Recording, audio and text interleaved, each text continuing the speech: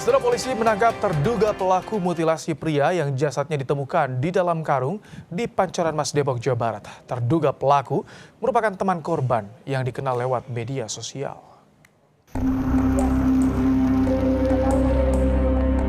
Niat hati membakar sampah, seorang pemuda dikagetkan dengan isi karung yang dikiranya sampah. Ternyata karung berisi jasad mutilasi. Sontak warga geger. Pasalnya, karung itu sudah ada di lahan kosong di kawasan Pancoran Mas sejak 24 Juli dan mengeluarkan aroma tak sedap. Pada 4 Agustus sore hari sekitar jam setengah 4, saya ingin membakar sampah. Pada saat saya membakar sampah tersebut, saya tidak curiga apapun karena mengira itu sampah. Pas saya mau geser, itu baru kelihatan potongan tubuh. Itu sejak kapan sih berada di situ? Kalau dari kakak saya itu dari tanggal 24 Juli, pagi jam 6.05. Tak butuh waktu lama, polisi berhasil menangkap terduga pelaku yang tega membunuh dan memutilasi pria yang jasadnya ditemukan di dalam karung. Pelaku yang merupakan teman korban ditangkap saat melarikan diri di wilayah Panimbang, Pandeglang, Banten. Antara pelaku dan korban saling kenal lewat media sosial. Pada tanggal 24 itu ada laporan kehilangan orang. Bantuan pencarian orang yang kemudian kami telusuri atas nama inisial K. Kemudian kami mendalami saksi-saksi, mengumpulkan bukti-bukti dan ditemukan fakta bahwasannya inisial K terakhir kali sedang bersama dengan inisial S yang kami curigai merupakan pelaku pembunuhan tersebut. Untuk hubungan antara pelaku dengan korban itu hanya sebatas kenal sama kenal.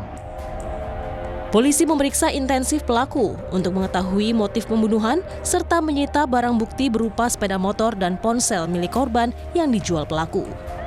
Tim Liputan Kompas TV. Polisi telah menangkap terduga pelaku mutilasi pria yang jasadnya ditemukan di dalam karung di Pancoran Mas Depok, Jawa Barat. Kita akan bahas bersama dengan kriminolog Universitas Indonesia, Adrianus Meliala. Selamat malam, Prof. Adri. Selamat malam, Mas Ibrahim. Prof, pelaku dan korban saling kenal lewat media sosial. Mereka akhirnya bertemu dan terjadi cekcok.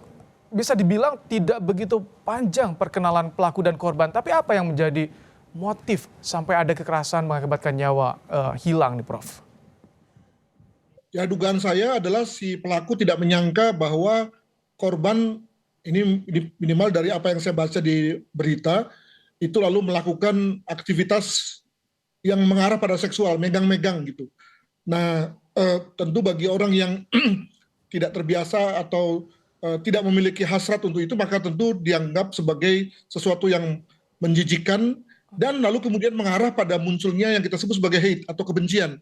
Dan ini memang menjadi satu hal yang sering kali terjadi pada konteks hate terhadap kelompok yang kita sebut sebagai LGBTQ ya, gitu ya. Nah, maka lalu kemudian kebencian itu lalu disalurkan melalui serangan kepada korban ya. Walaupun mungkin betul bahwa terdapat konflik di antara mereka sebelum kemudian pelaku menusuk korban. Demikian. Tentu itu yang juga dinantikan oleh publik ya, Prof, soal bagaimana motif yang nanti akan digali oleh penyidik terhadap pelaku yang sudah ditangkap di Pandeglang. Tapi bagaimana Anda melihat dari timelinenya ketika pelaku sudah melakukan kekerasan, terus berupaya untuk menghilangkan jejak atau bahkan tapi tidak jauh ternyata dari tempat tinggal sementara pelaku, Prof? Ya, mungkin di situ ada konteks keterburuan atau mungkin ketergesaan juga ya. Kenapa? Karena yang bersangkutan setelah membunuh lalu memilih modus mutilasi itu saya kira hal yang benar ya. Dengan kata lain sebagai satu pilihan untuk mengelak dari tanggung jawab hukum, maka mutilasi itu seringkali dilakukan oleh pelakunya agar kemudian dia tidak usah lari, tidak usah menghilang, namun cukup korban saja yang kemudian dirusak, dihilangkan jati dirinya, misalnya dengan cara dibakar, dibuang di beberapa tempat dan seterusnya. Nah, sampai situ ketika dia memutilasi itu sudah tepat itu. Tapi mengapa kemudian dia meninggalkan menyertakan kepala ya di karung itu. Nah, padahal kepala kan adalah penanda tubuh yang paling gampang untuk kemudian membuat pihak berwajib segera mengenali siapa korban. Emang tinggal di situ yang yang hilang adalah konon adalah kaki dari korban. Jadi Biasanya triggernya apa ketika orang jadi ekstrim seperti itu? Triggernya apa, Prof? Nekat seperti itu? ada faktor pendorong dan faktor penarik. Faktor pendorong tentu saja adalah emosi ya, rasa marah. Tapi juga di pihak lain penariknya adalah, dan ini saya dapat dari berbagai ratusan kasus mutilasi di Indonesia, ada dua hal. Pertama adalah bahwa yang bersangkutan itu memiliki waktu yang panjang, dengan kata lain waktu yang panjang itu tidak diketahui orang lain, dan berada di tempat yang aman.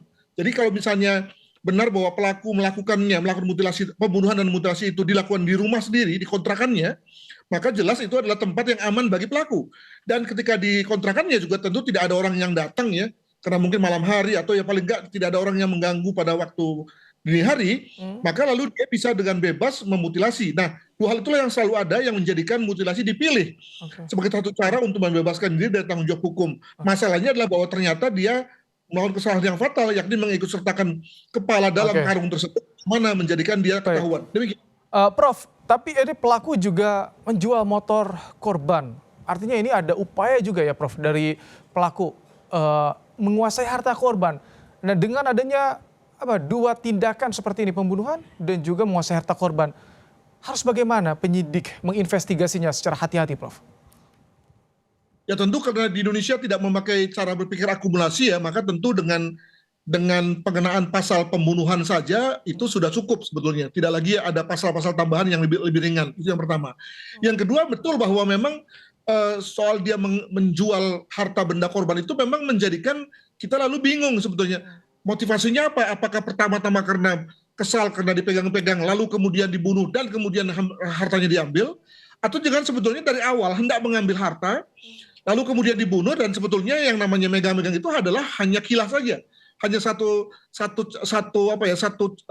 alasan saja gitu ya. Jadi sayangnya dampaknya polisi tidak memiliki satu kontra argumen ya, dengan kata lain tidak ada saksi lain. Tetapi tadi bahwa yang bersangkutan sudah menjual harta korban itu sendiri dapat dilihat sebagai satu indikasi bahwa pelaku memang minimal ada perencanaan ya dalam rangka menghilangkan nyawa korban dan memutilasi. Demikian. Artinya bisa masuk ranah pembunuhan berencana dong, Prof. Kalau misalkan itu tadi ada dugaan mens rea ke arah sana. Tentunya, apalagi kalau kita melihat bahwa dalam konteks hukum, sebetulnya perencanaan itu nggak perlu dalam bentuk misalnya bikin proposal gitu ya, tapi cukup misalnya ketika kita berbuat sesuatu yang khas, sesuatu yang khusus ya, dari kehidupan kita sehari-hari. Contoh misalnya saya lah, sebagai dosen saya biasa membawa buku, tapi hari itu saya membawa tali misalnya. Nah itu sudah dapat dianggap sebagai suatu hal yang khusus. Nah itu juga kan gitu.